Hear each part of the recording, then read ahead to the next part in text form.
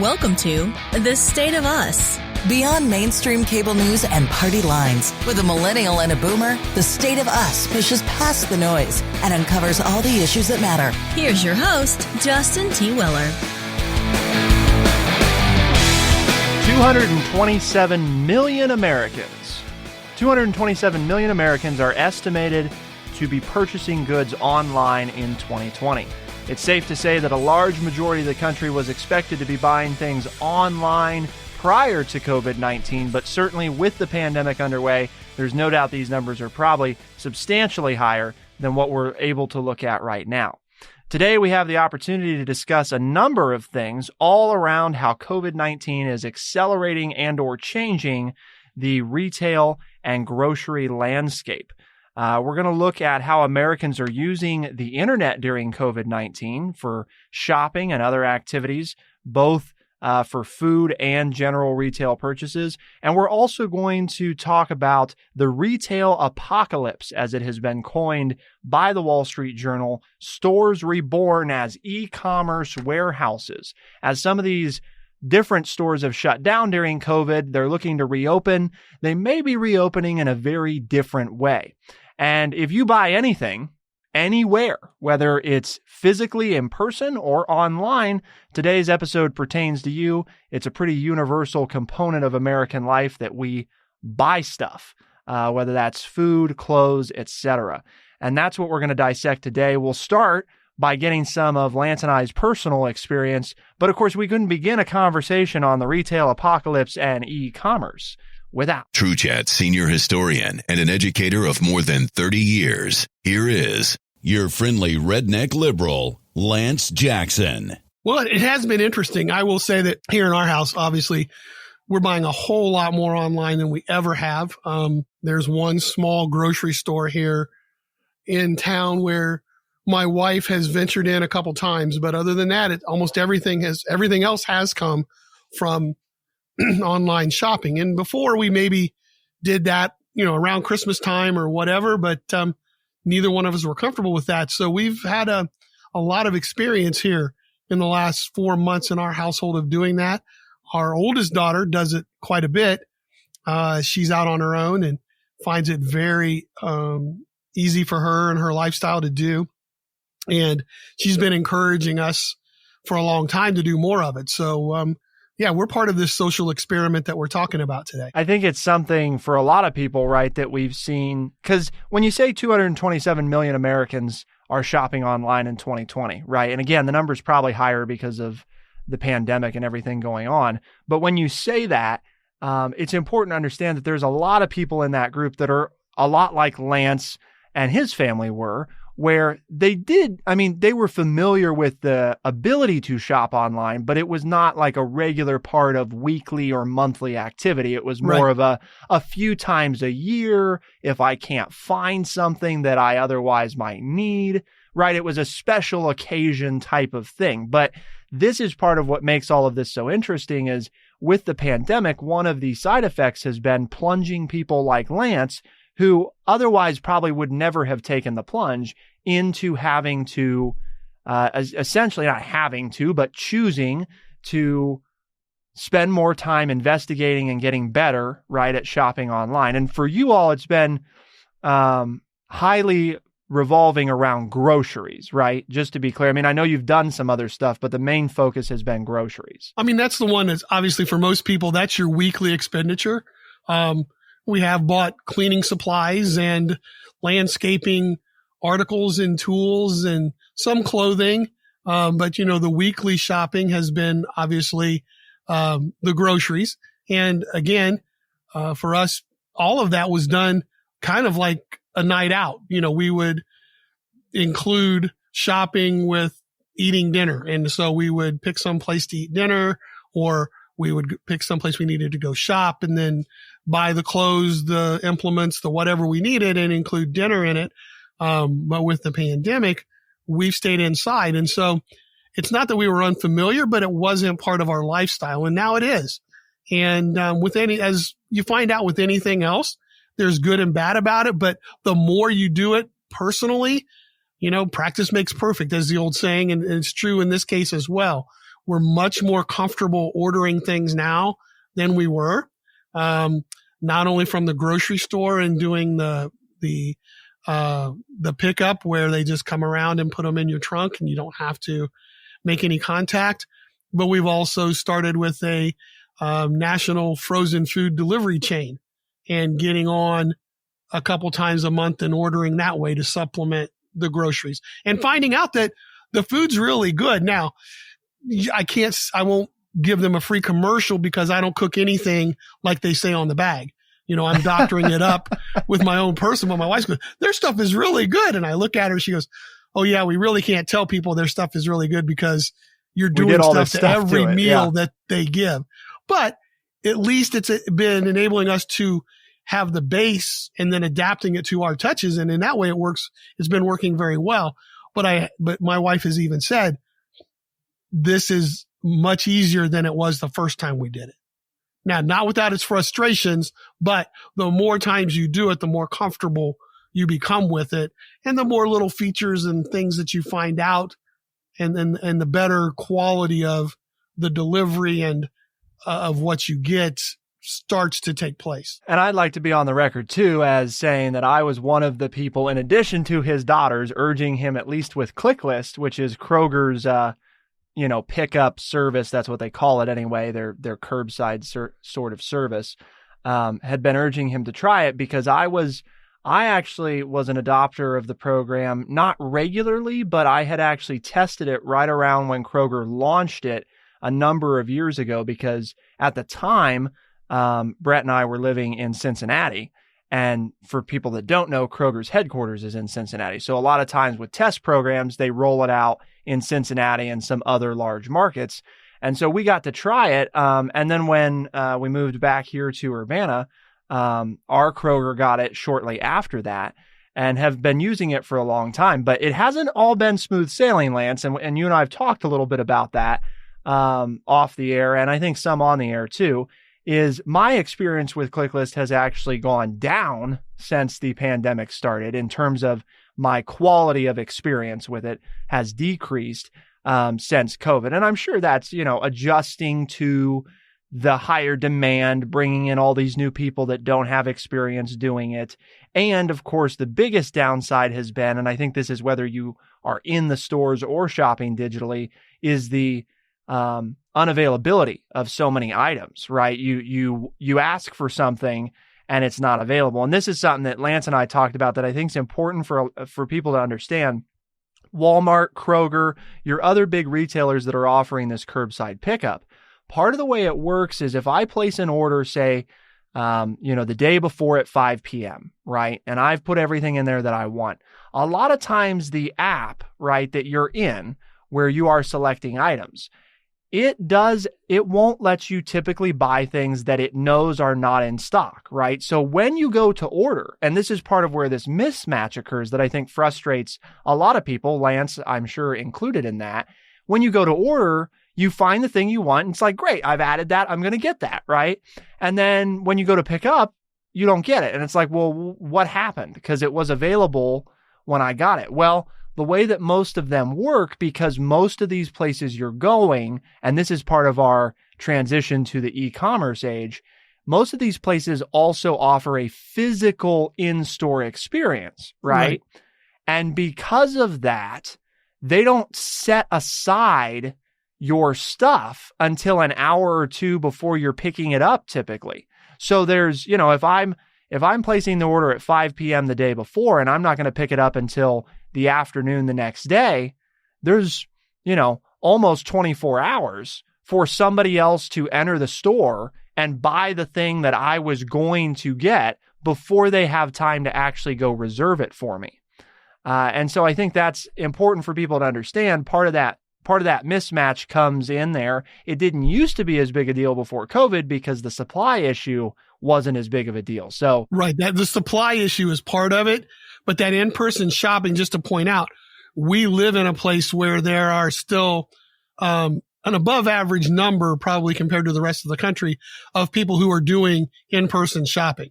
The opening of things here in our small town in the Midwest, people more people are wearing masks. As you said, you've been out more than I have. You said more people are wearing masks, especially with now the governor saying that, you have to.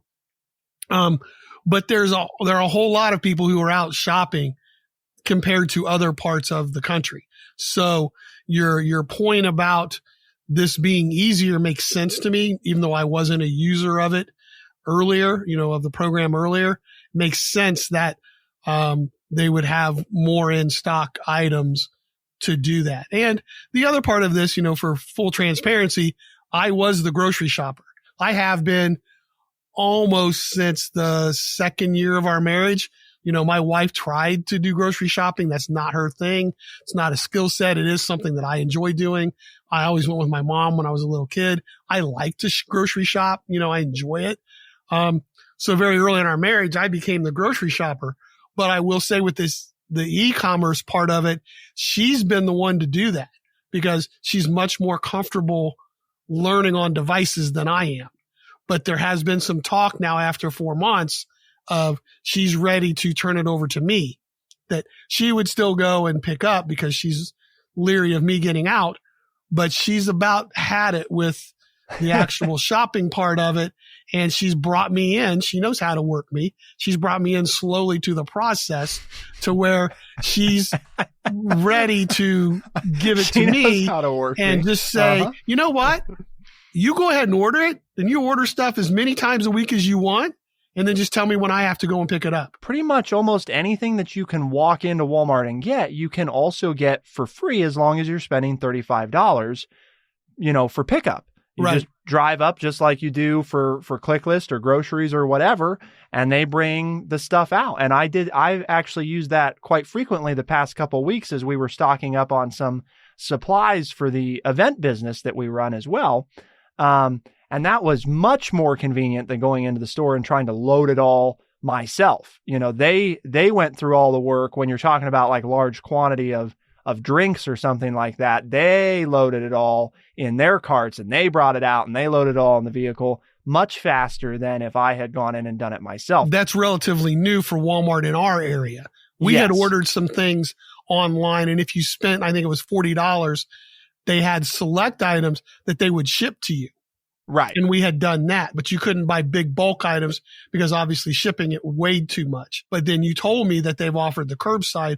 We haven't tried it yet, but we did try the shipping where you could buy certain items, and, you can have disdain for Walmart like we do, or hey, you can go to the other one, which we've also used for the first time. And that is big bad Amazon.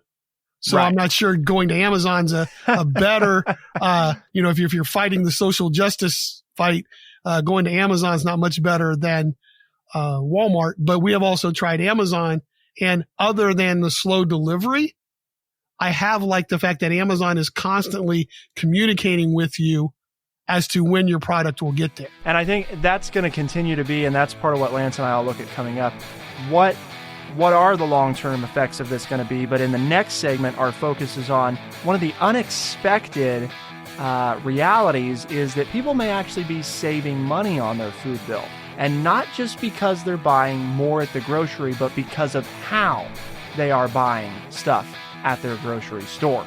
To find out why, keep it here on The State of Us, and we'll be right back.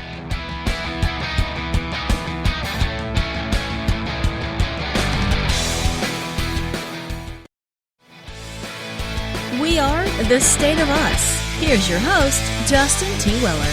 With more Americans than ever shopping online and for groceries virtually, a lot has changed about the landscape of our commerce experience. One of the unexpected realities is that people may very much, and we don't have the definitive data yet, so we can't say this for certain, but preliminary data and some of the numbers we're looking at. By the way, there's several pieces of information linked at thestateofus.org for today's show. The preliminary information we're looking at indicates that people may actually be saving money on their food expense, and not just because they're not eating out. Because a lot of people, Lance, we take a second, we think about, okay, well, if people aren't eating at restaurants as much, whether because they don't want to, because of what's going on, or they just can't because their restaurants are closed, whatever the case, right? They're buying more at the grocery store. And we know that if you buy and eat more at home, you tend to save money. So that makes sense. But why are people, even though they're buying at home, saving even more money comparatively to if they had been buying from the grocery a few months ago before all this was underway? Drum roll. And that is because more people than ever are using the pickup services like Lance is. These first-time users, first-time adopters. And why is that saving them money? Well, a couple of things, and you've probably heard some of these before, but they really are shocking when you think about all of the different items, all of the different things that grocery stores do to get you to buy more at the store. And you might be sitting here thinking, well, I'm immune to that. I don't really fall for those tricks, right? Or even if I do, it can't be that much of my bill. Well, guess what? On average, your average American shopper, 51%, so a majority of what you buy at the store is unplanned. Every visit, 51% of what you buy, you didn't plan to buy when you went to the store. And now think about that. If I told you, right, and you're in business, that every time you go out, you're going to spend 50% more than you expected to spend, you would definitely want to figure out a way to curb that. Well, one of the reasons that's being curbed is people's increasing reliance on pickup versus going physically into stores. And why is that? Why do you spend 51% more? Well, one of the things that these big grocery chains are banking on, Lance, is how long you are in the store. And why is that? Well, some psychological studies have concluded that about 23 minutes into your shopping experience is when you're at your peak decision-making ability, right? This is when you're the most discerning and you're the most effective at what you're doing. You've gotten warmed up, right? You're really, the juices are flowing. You're making the decisions. You're being real effective. Well, sadly, most people spend about 45 minutes to an hour on average. Right. And after the 40-minute mark, Lance, the study concluded, quote, the following, that the cognitive part, i.e. the decision-making part of your brain, effectively shuts down completely, and you completely cease making logical decisions after 40 minutes. So if you're there for an hour, you've got 20 minutes, Lance, of completely illogical decisions about how you are purchasing things. That's what we used to call impulse buying, right? Yes. I mean, you get to the tail end of your shopping and you forget a couple of things that were on your list and you start going back, weaving in and out of other grocers, going back to where those items are found in the store. And you say, oh, wow, look at this. This looks good. I'll grab some of that and I'll get some of this. And that's, I know from watching other people that happens, and we all do that to some extent, but, that is not surprising to me. I've watched, as people do that. And I've watched too, and I know you brought this up in our pre-program show, the size of carts. And as I said, I've spent, over 55 years in a grocery store because I remember my mom used to go on Saturday mornings and, it was back in the days. So you've seen the change. And yeah, and she had to take the kids, and we would go grocery shopping with her, and she included us being a teacher. She would, I need you to go to this aisle and pick up these things for me and bring it back, so that we were staying busy and active and not getting in trouble. But at the same time, she was teaching us how to do grocery shopping and save time on her part. So I'm very comfortable in the grocery store. But when you mentioned this, I'm like, well, yeah, that's true. Grocery carts are much bigger now than they used to be. I mean, my goodness, I remember the carts that I used to push, because that was the big thing when you got old enough to actually be in charge of the cart. And it's one reason why I do the grocery shopping and my wife doesn't, because she gets in my way. I mean, let's just face it. If you don't know the style of the person doing the shopping, it can be very traumatic for have somebody else along who keeps stepping in your way as you're trying to get to where the items are on the shelf that you want to get. But traumatic experience. I never realized until you mentioned it today how big the carts are. And I don't know if that's just, from the regular grocery stores, but then I started thinking about, when I'm with my sister somewhere and she goes to Costco and how big those carts are compared to my shopping cart, at my local grocery store. So, there's all kinds of things that they do to us, but that impulse buy is huge. And online, you don't do that. I mean, you do it to some degree. It's like, oh, do I really want the ice cream or not? But yeah, you like, oh, these are the things I need. We make the list, we order the list, we go pick it up, we bring it home, and then you're fine. If you don't have it, you don't have it. Right. You make do without it. Got to have that. And all of a sudden you spent $20 you weren't planning on spending. And, exactly. And the thing is that adds up really quick because that's the last minute stuff. But the thing is you start to do that kind of as you're going through the store. We got to move on, Lance, and talk about, kind of this transition that we're seeing from retail stores to quote unquote mini warehouses. But before we do, I just wanted to list off a couple of the other things to give people that pause before you start venturing back into stores about the tactics they use. Lance has mentioned a couple of them, the grocery carts, right? The narrow checkout lines, so that once you get to checkout and you've realized, oh, I bought something I shouldn't buy, and you go to put it back, you're like, no, I can't because I'll have to ask people to move and it'll be hard to get out of here. So I just buy it anyway. So they've even accounted for your buyer's remorse, right? And prevented you from doing that. The misting of the produce. This is one of my favorites, Lance. Misting the produce actually causes it to spoil faster. It has no benefit. In fact, it detracts from the longevity of the produce. And misting it is purely for the effect of making you feel like it's fresh and it's, this wet lettuce, and isn't it lovely? I got to buy that. The other thing is they put the produce up front. And why do they do that? Not because it's the high money making stuff, but because if you buy something healthy when you first enter the store, you will then allow yourself to buy unhealthy things as you progress through your journey, which if you've ever noticed is the reason the produce is at the front. All the junk and snack food is midway through the store on your way to where? The dairy aisle, where you're going to pick up your milk, which is, of course, at the very, very back of the store so that you have to traverse it all. And if you've ever noticed and you get upset, why is the grocery store rearranging yet again? It's so that you can't find things, so that you have to spend that 40 or 45 minutes in the store so they can extract the money after your decision-making ability falls apart. Some other things, scent makers. Yes, they scent different parts of the store. Many retailers do this to elicit you, to make you hungry, to make you want to buy things that you didn't plan on buying. And expensive items at eye level. When you're in an aisle, be sure to look down because the most expensive things are usually positioned at eye level and the least expensive things are down near your feet where you won't see them. So those are a number of different things that are being done constantly. And again, this isn't to make groceries out to be evil. They're a low margin business trying to make every penny they can. And part of what retailers on the whole, not just grocers, are figuring out, Lance, is that with this uptick in people being interested in e-commerce, you actually have a lot of stores that have closed during COVID that will be reopening, but not as a place that you or I can walk into, right?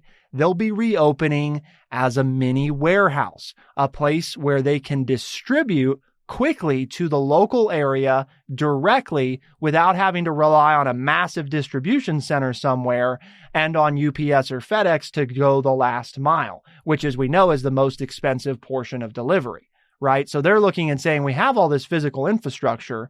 How can we readjust some of that to continue to be effective, but in a very different way? So it's a pretty interesting kind of way to utilize that space and that infrastructure they already have, but in a way that's meeting consumers where they are. Exactly. And so it's just, and as you said, it's nothing wrong with the way they do business. That's just the way, just if you make yourself aware of those things, you can maybe cut your budget a little bit when you go back to in-store shopping. And the whole idea of the mini warehouse idea in large cities to where they can deliver and offer a really good service, I think is an ingenious idea in business that might catch on. So a lot to talk about here as we move into our final segment. So please stay tuned. And we're also going to look at this kind of question that I'm sure some of you are having, especially if you're similar in age to Lance. You might be wondering about, isn't all this e-commerce push bad for business? Isn't it going to cost jobs? Aren't we killing the the retail industry by moving online? Well, the answer might surprise you, and actually there is some decisive data on this to find out whether or not we're killing retail and to learn more about how shopping habits are changing and what the future looks like post-COVID-19. Keep it here on The State of Us, and we'll be right back.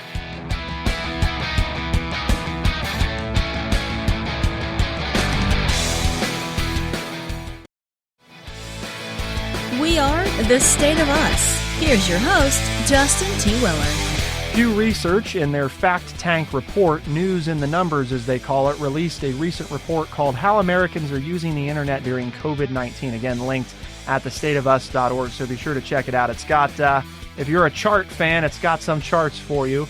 And if you're a longtime listener, Lance will tell you that I am indeed a chart and graph type of guy. So you can look at those visually. You can also listen to what we're going to talk about here. But the thing that's interesting, and the question that we left you with before we talk about lasting trends, is what is e-commerce doing to the economy as a whole, right? What's it doing to the job market? And the answer, I think, was actually a little bit of a surprise to Lance and I, because it is kind of counterintuitive. And that's the following from a Wall Street Journal article. When you include all the jobs in fulfillment, delivery, and related roles, e-commerce has created more jobs between 2007 and January 2020 than brick and mortar retailers lost, right? So the number of jobs lost were completely displaced, and actually more so, by e-commerce jobs. So we didn't actually have a net loss of jobs as a result of e-commerce. We actually had a net gain of retail jobs.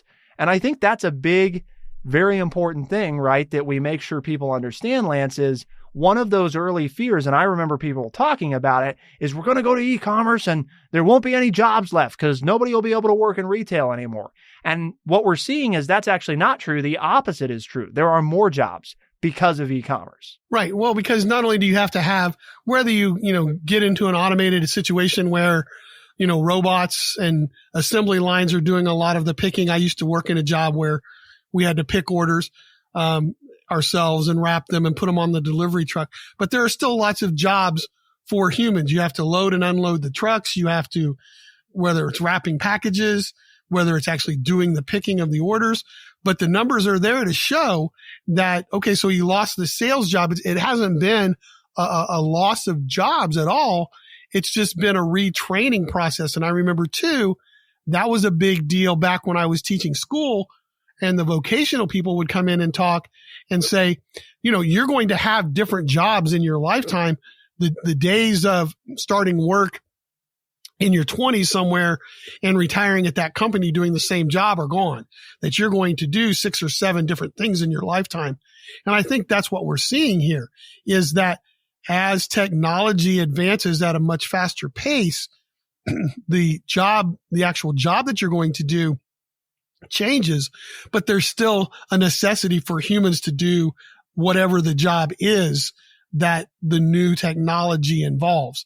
Whereas I know now, I see it every day, being here at home 24/7, the number of delivery trucks that are running up and down the road to deliver on our small street. I mean, there are probably only 30 houses on the road that we live on. Yet, from end to end, I mean, we have 2 major state highways between us, but our road only has about 30 homes. And if I see not only a mail truck, usually a Walmart, an Amazon, and a UPS, and generally a FedEx truck, and sometimes multiple ones in the same day.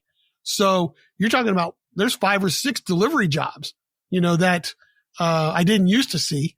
Sure. That I see now on a daily basis. So while we think, it's not that we're losing jobs, I can see where that study, that makes sense. The numbers make sense to me when I think about all of the things that I see just happening in my small section of the world. Right. When you break it down and you start to analyze it and think through it, it makes a lot of sense. And part of this also correlates to what we're seeing trend-wise as a result of COVID-19. Obviously, digital orders are up.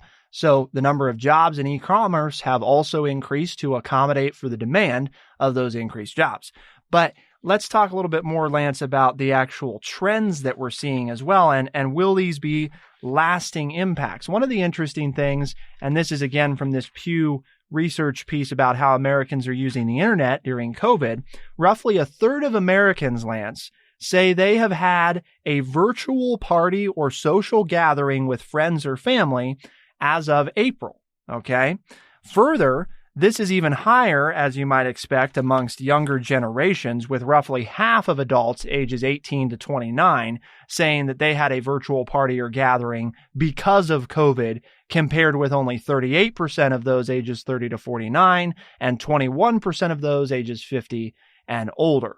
But even the oldest demographic, Lance, 1 in 5, right? 1 in 5 are doing this, which is significantly more than anything before COVID was going on. We've done that multiple times. I mean, a part of extended family sessions together. And then with my daughters, my wife and I have actually played a board game with them, in that virtual experience. And I mean, and I know my daughters have done it. They're younger, right? They're millennials. They've done it with their friend group multiple times, but my wife and I have actually done it with our daughters, so I'm part of that 1 in 5 group. I'm usually on the outside looking in. I'm one of the cool cats when it comes to doing virtual parties and games and all that kind of stuff. Yeah. We've done that multiple times in this house. And Lance and I do that for our recordings. So see, he's just That's true. See, I didn't even count that, but I'm doing that in the workplace. He's just spending all this time digitally socializing and digitally working and all the trends. He's a trendsetter. Probably why I'm not sleeping very well. Too much technology stress. That's probably what it is, all this new stuff. We've also found out, Lance, that there's been a substantial increase in the number of people that have ordered food from a local restaurant online. 53% of 18 to 29-year-olds say they have ordered from a local restaurant this way, 38% among ages 30 to 49, and 20% among those 50 and older. And roughly a third of Americans living in urban areas and suburban areas say that they have ordered from a local restaurant online or through an app because of the outbreak, compared with 21% of those living in rural areas. But there's definitely an increase in the interest of, I still want to buy from my local establishments. Yes. And now I'm going to order online so that I can still get what they offer, but I'm going to eat it at home instead of eating it at the place. Now, the question, Lance, that we have to end with, because we did tell people that we'd discuss this, is, will these trends last? We've talked about, stores becoming e-commerce warehouses, online grocery pickup, online retail pickup, ordering from your local restaurants, right? All this online or online. I think the better way to look at it is a lot of it's not online exclusive. It is a online physical hybrid, right? Where you may order online, but then you go somewhere to get the physical product, or the physical product is distributed to you, not from a big warehouse that's 100 or 1,000 miles away, but in fact from just down the street at your local store. So it's kind of interesting to see this mix. I think there will definitely be a big return to some in-person activities like in-restaurant dining, Lance. We saw people were eager to do that as some of the lockdowns were lifted. I think in part because that is a social experience that people want to have in person. Same thing with the workplace. I think that there will be a lot more remote work, but you'll also see people who work remotely wanting to come into the office sometimes, because Lance and I can tell you from doing the show remotely for several months now that it's just not quite the same. It's pretty close, right? I mean, Lance and I see each other during the broadcast. We talk, but there is something about being with somebody in real time, difficult to put your finger on, but it's definitely there, and it's definitely something I think people are noticing. At the same time, I think for things where people don't value that as much, like for grocery store trips or going for clothes, I think a lot of those things, Lance, are going to permanently transition to people either ordering them exclusively online or doing some kind of ordered online, pick up in person. Depends on your personality. For me, going to the grocery store and shopping like that in person is part of my social structure. And we humans need social interaction. So I think it just depends on where you get your social interaction. If you're getting it from your employer, from working, from friends, then you're going to use online much more. If you're someone like me who's retired, who doesn't get out a whole lot anyway, then your shopping trips are your social fill-ups that you need throughout the day. But I too think that once this has been introduced to people, it's kind of like the Pandora's box. You can't stuff it back in. People are getting used to it. More people are doing it.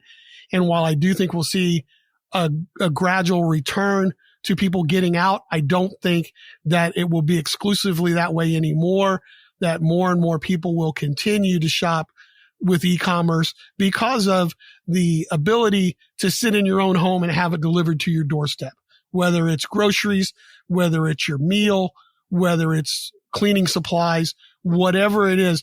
There is a safety feature. There is you're off the road. You can do other things then with your time. You're not, quote, spending time driving to and from all these places, particularly if you're out in more of the rural areas like we are. And so I think it's here to stay, and it'll be interesting to see where it levels off. Part of what we have to keep in mind too, Lance, right, is that the trend of spending less time on shopping for items is part of what has enabled a dual parent working household and other things like that. You have more time to do other things if you're not spending them on the rigmarole of simply surviving.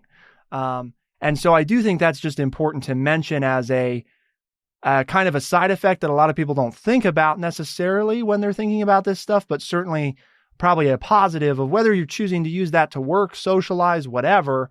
When you spend less time doing your routine items, your routine chores, you have more time to do the things that you want to do, the more times to see people you want to see, learn things you want to learn, go places you want to go. So lots changing in this landscape, Lance. It'll be interesting to see how it develops. And of course, you can count on us, right, to keep talking about it, because here at True Chat, the company that produces The State of Us, we produce different syndicated radio programs, different podcasts, and we're all pursuing a common goal. And we span these topic categories, both on The State of Us, but on other shows as well, with a singular mission to do what, Lance? Well, this show is kind of more of a fun show to do, but it's also very informative. And our mission here at True Chat is to educate people by providing honest, open, and respectful conversations. And what we hope is that you enjoyed it enough to tell your friends about it and your family members and get them to listen. And we're real easy to find. You can find our podcast on Spotify, Stitcher, Apple Podcasts, and anywhere else fine podcasts are found. So please share. The State of Us is both a syndicated radio show and a podcast. So we're available. The podcast is released Tuesdays and Thursdays, first thing in the morning, about 4 a.m. Eastern time. So you can take us with you on your morning commute. And of course, always be sure to check your local radio markets on the weekends to see if The State of Us is carried. And if we're not, Lance, you should call your station up and tell them you want them to carry The State of Us. Exactly. They might just do that. So be sure to engage as part of that, because like Lance said, spreading the word and bringing more people into this conversation is what makes it happen. If you have not consciously invited somebody to join it, please do so. It really helps us out. For The State of Us on True Chat in Urbana, Ohio, I'm Justin T. Weller. And I'm Lance Jackson. Special thanks to our producer, Bradley Butch, as always, for getting this episode together. Thank you all for tuning in. We'll see you next time. Be the change.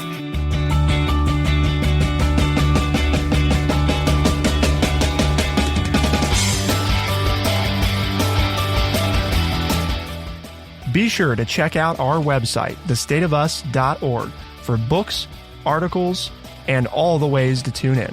thestateofus.org.